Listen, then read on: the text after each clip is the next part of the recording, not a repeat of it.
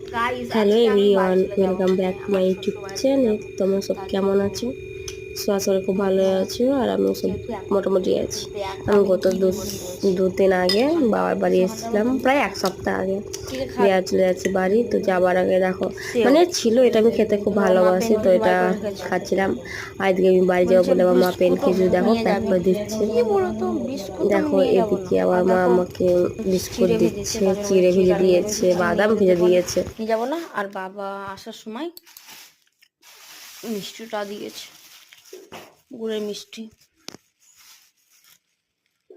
কেমন আসছে ভিডিওটা? ও মা, গরম তো। এটা হচ্ছে গুড়ের মিষ্টি। আমার বাবার ঘরে কাছে চলে যাবো। কি করবো, কিছু করার নেই।